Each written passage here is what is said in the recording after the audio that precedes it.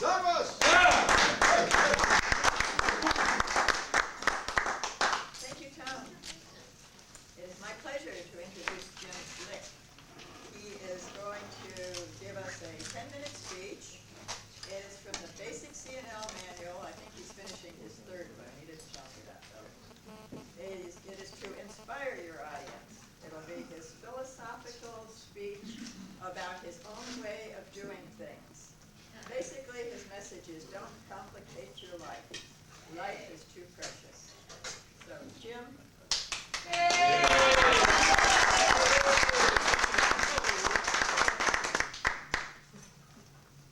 Fellow Toastmasters,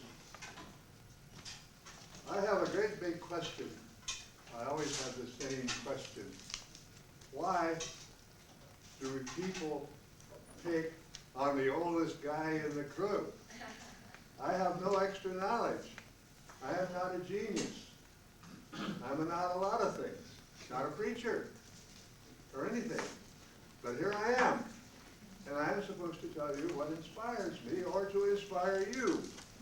Now, you know, to be inspired, or for me to inspire you, I have to be inspired by someone. And if I'm going to be inspired by somebody, it's kind of nice to know something about them. In looking at my own life, I have been inspired by a number of people. Different kinds of people under different circumstances over time. And I can assure you, ladies and gentlemen, it has been one heck of a long time. The people that have inspired me, some of them are long gone. But I can remember well, for example, my own dad, my father. I looked up to him and I wanted to be like him, and I would have done anything. My mother would have just raised Cain, because she did this with my dad. But my dad had certain beliefs, and he did things and he didn't do things. He loved people. My dad was an absolute, well, not perfect, but he was a very good marksman. Lots of guns. He never in his life hunted. He also couldn't fish either. He didn't like it very much. He'd go with me. We would fish, but we never caught anything. That kind of thing. I liked my dad. When we would travel somewhere, and I traveled a lot, I might back up. My father had a traveling job. He worked for the auto club, and he was gone roughly a third of the time. And we would stop and help anybody that was broke down alongside of the road. And I always thought, my God, that's my dad out there helping that poor devil, trying to rebuild his old car at 3 o'clock in the morning or whenever we were out. And he always did this. And I liked him for it, and I loved him very much for it, in fact. I looked to my older parents also. I had an advantage that a lot of kids don't have. And I used to look at my students and, geez, I wish they had the same feelings. But I've always been interested in people and places. I knew where Iraq was 50 years ago. Could find it on a map even. My aunt lived there, that's how I knew about it. But nonetheless, I have this feeling for people and things of this sort. So that was a big help. And that was one of my inspirations. When I was, I don't know how old now, but I lived in Mexico City for a while in the 60s. And I was inspired by people who were helping other people. In spite of the Mexican government and all of that sort of thing, they helped people build irrigation ditches, build schools, and things of this sort. And I was living at that time in a house in Mexico City that belonged to the Quakers, and these people would come through and talk to us. A lady that I met was from Cuba. Now, Americans weren't welcome in Cuba then, but she was on the basis of her affiliations. And I was inspired by these people and what they did. It was a good life, really. I was really only in my 30s then, but nonetheless, I enjoyed it. To be inspired also and to have inspiration takes a lot of courage. Courage to say something. I went for a long time. I was very timid. As a kid, I was timid. Believe me. Fathers, mothers, your daughter was safe with me. Believe me. Yeah. later on. Nonetheless, I grew out of it ultimately. But nonetheless, this was happened. And I went away to war. And I saw a lot of things during the war. They didn't bother me particularly. I didn't get hurt. I was able to help other people. And that was inspiring to me at the same time. These are sorts of things that you kind of grow up with and become part of one's life. I can't really inspire somebody. I can't stand up there and beat on the lectern there and inspire you. They look and say, oh, well, you don't want to be like him. Gee whiz.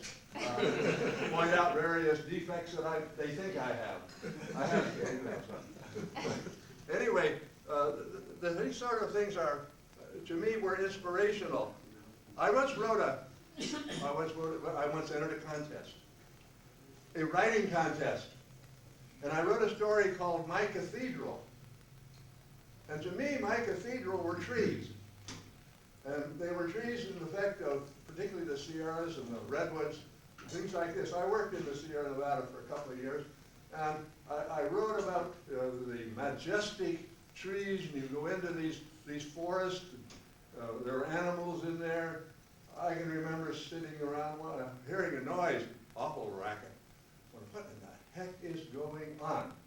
And I walked around the corner, and there was a bird about that high, just tearing the daylights out of the tree trunks, looking for grubs, I guess, or something like that. I was inspired.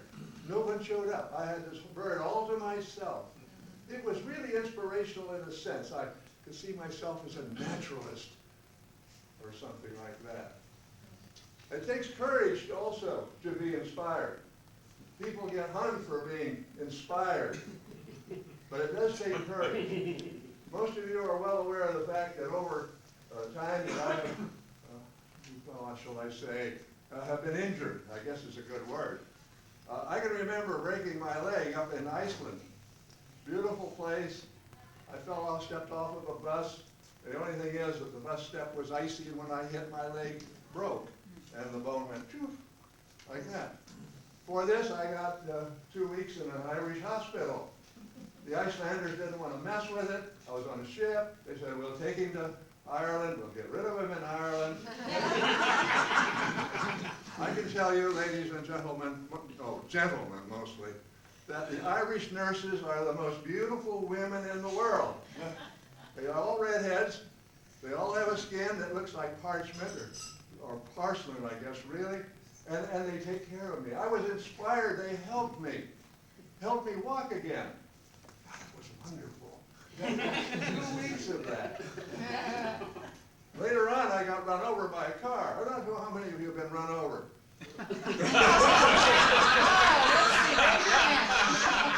Probably not many. Where's the light, incidentally? But I can remember sitting, first I remember being drug along the road, along Lake Murray. I can remember afterwards sitting along on the curb. Somebody stopped the old lady that ran over me. They lifted up her car, and I was able to be pulled out. And I sat on the curb, and I looked around. And I had 4 things. I had 2 arms and 2 legs. There was no blood. And I was, in a sense, I made up my mind. I was really inspired. I was plain old and not going to die. They thought I was. My daughter, she was sure I was gone. But I didn't. Obviously I didn't. I'm here. But I remember being inspired. I went to the hospital. I spent 99 days in that place. And the ladies helped me. Occasionally a man nurse, by the way. I don't want to be sexist. But occasionally there was a male nurse. But mostly it was women. And they were very good. And they took care of me. And I was inspired. I didn't want to be a nurse. But nonetheless, I really thank them. Okay, all I can say about this is there are a lot of things that can inspire people. Events of the past, your family, they can inspire you. There's a million different things, but I feel good about what has happened. I'm not sure I can inspire anybody. I probably would be a preacher or something like this if I thought I was any good at it. As it was, I just was a teacher, well, just as a teacher. But anyway, that was some of the thoughts I have. I'm not sure I can put all that into words. I'm not sure even how one can really inspire. You have to be inspired. I'm inspired. I'm alive, by golly. And there's a world out there. It may not be a very good one sometimes. We try to change it all the time. But nonetheless, I do feel inspired, and I do like to take people and some of my students and things like this, and I talk to them and talk to them. And occasionally one of them will come back and she said, Dr. Blick, you know, I am going to become a geographer, which is exactly what I was. And I feel, by golly, that is at least one.